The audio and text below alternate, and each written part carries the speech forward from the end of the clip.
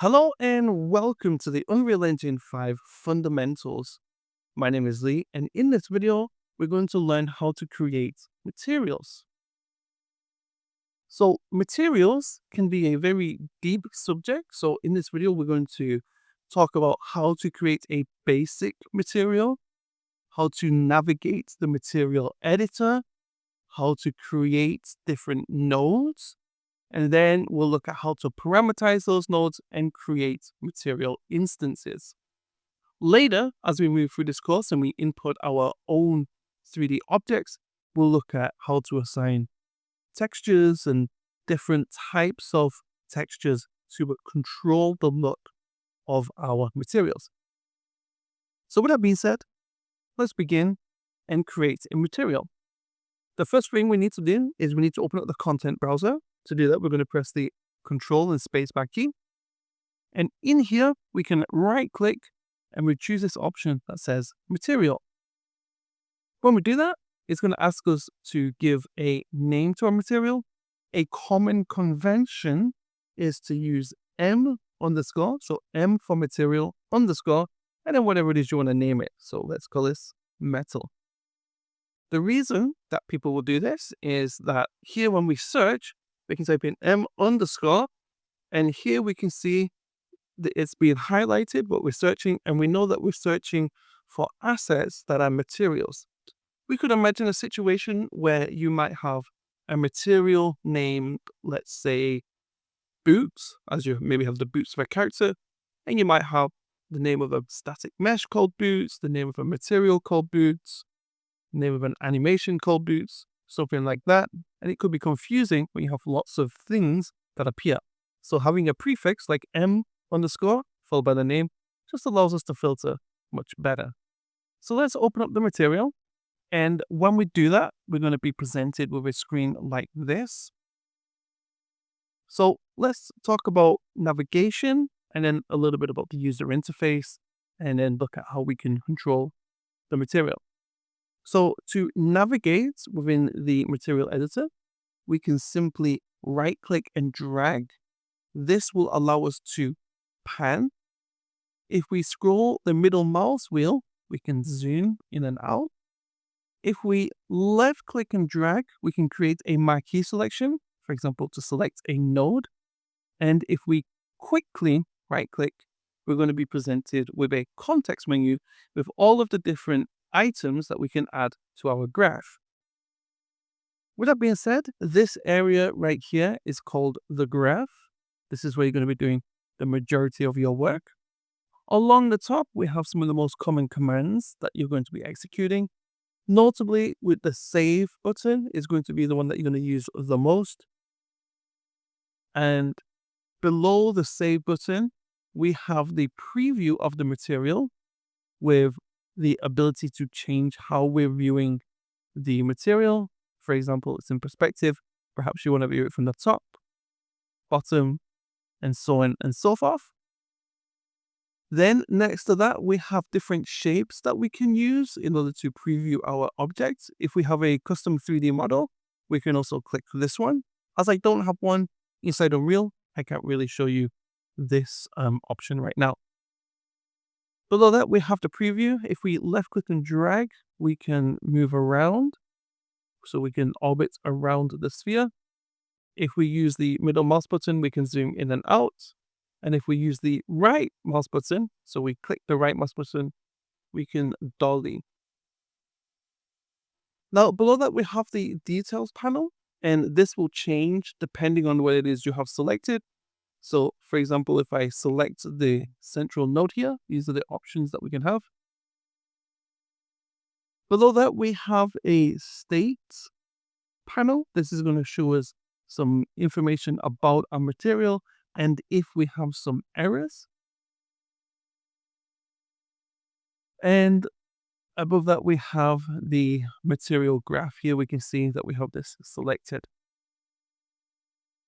Now, in order to make some changes to a material, we can click, for example, this node, and we have some basic options. The first one is the base color. If we click this base color, we can choose the color that we'd like the material to be. Let's say, for example, pink. As we do that, we can see that the preview of our sphere updates. We also might want to change the metallic value. This is how much like metal this is. Let's say, for example, we set this to be 1. You see it updates and it looks like it's metal. Then we have the specular value. For now, we're going to skip over this. This deals with the sort of hotspot here. Usually you want to keep this at the default value. Only in rare scenarios, you're going to change this. Below that, we have the roughness. So this is how rough the surface is. So if we set this to be 0, it's going to be very smooth. So here we can see we get this very smooth metal-like appearance. If we set this to be 1, it's going to be very rough. Let's set this to 0. So some of the options you might want to consider, we're not going to go through all of these, but we may want to deal with emissive. This will turn this into a light. So as if it's emitting light. If we set this to be blue, you see it looks like it's almost lit up a little. Let's set this back to default black. And there are no other values below that unless we plug it in to the inputs. So let's look at how we can plug values into the inputs here. Now you might be asking why we'd want to do that. So let me just save this and show you what happens. If I save this and close it, you can see here that I can automatically click and drag and assign this material to our sphere. Now, what we may want to do is we may want to control those values by creating a material instance. So if I were to right click here and choose create a material instance, what this does is it takes the original material that has now been compiled to a shader and it creates a duplicate copy of it, but allows us to change just the parameters. So let's say we're going to call this M_gold, as we want this to be a gold material. If we double click and open this up, you can see that really we have no options here. We have the ability to assign a physics material, which is going to give it some physical properties when dealing with simulations. We can choose the parent, so which material is the base material being used. And there's some other options that we're not really going to cover here in this lesson. But notice we can't control anything. We can't control this color. We can't control the metallic. We can't control the roughness, for example. So let's close this and let's make a copy. So I'm going to hold the Alt key and left click. It's going to create a copy of our sphere. And now let's open up our original material and look at how we can make it so we can control these options in a material instance. So for these options, so for the base color, metallic, and the roughness, we have 2 values that we can really manipulate.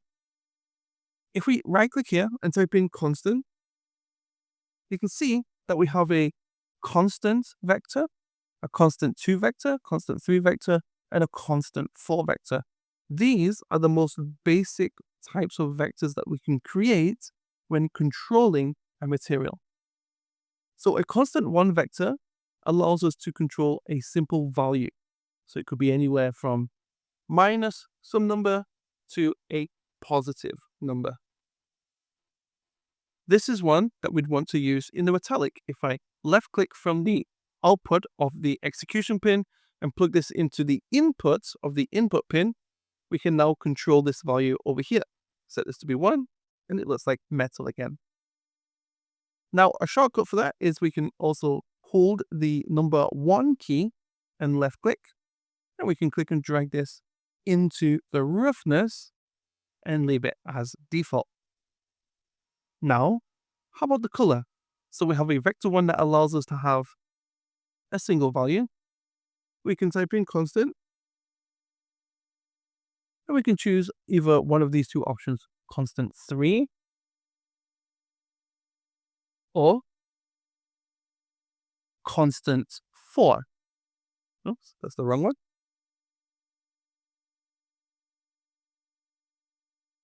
So if you look at these, they're almost the same, You see that they have a red, green, and blue value for the RGB. So here, red, green, and blue. The only difference is that with constant 4, we also have access to the alpha channel and a RGB channel. So we're going to close this, as this is not the one that we want to deal with right now. I'm going to double click on here, just as we did before. I'm going to set the material over to that pinkish type color, so it's very similar to the original. I'm going to left click and drag this in here. I'm going to press save. So you see here, everything remains the same. If I open up the material instance, here it's denoted by saying it's a material instance. If we open up this, we can also see it is the same. Now, the reason is the same is because we need to convert these into parameters. So parameters essentially make them variables. Just like in programming, variables can be controlled. So there are a few ways that we can create or convert these into variables. The first one is we can right click on any node and choose convert to parameter. And we're going to call this color. So let's do this. The second one, we can do the same thing, convert to parameter. We're going to call this metallic. And the third way that we can create a parameter, and I'm going to show you this as it's a bit of a quick tip, is I'm going to delete this. And now I'm going to right click on where it says roughness and choose promote to parameter. When we do that, it's going to inherit the name of what we just promoted to a parameter, and it's going to assign a default value. So now we have 3 parameters: color, metallic, and a roughness. If we now save this and then we close this, you can now see that we have 2 options that have appeared. The global scalar parameters, so this is dealing with numeric numbers, and the global vector parameters dealing with colors. So for example, we can now select and enable these options, and these are the options that we've just created in our base material, and we can change these. So for example, let's say we want this to be gold. We can change this to a goldish color. And now we can click and drag this onto a new material. Let's make a duplicate. And let's right click, convert to a material instance, and call this M underscore, and we'll call this maybe something like rubber, for example. It's not really going to be rubber, but it may be plastic, black plastic. And we can enable these options. And again, now we can move these values like so.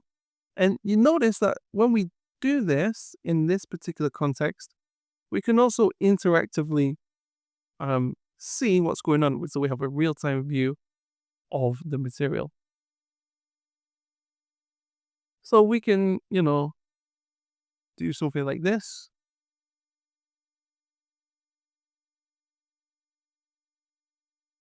We'll get something that looks kind of like rubber or plastic. Now, the last thing you saw me do here is these 2 arrows. If you see these appear when you change a value, that means when we click it, it's going to reset back to its default value. So we can save this, and we can click and drag. And just like that, we've created 3 very basic materials. So that's how in Unreal Engine 5 we can create materials, create material instances, and assign them to objects in our scene. While it's very basic, I would suggest that you play around with these, create some different materials, maybe some chrome, maybe some basic wood without the grain, obviously, some plastic, rubber, something like that, and assign them to different objects in your scene. With that being said, that's the end of this video. Again, we will look at more advanced materials later when we look at importing our own custom textures, and we'll look at how we can control them and parameterize them. Until then, thank you for watching, and I'll see you in the next video.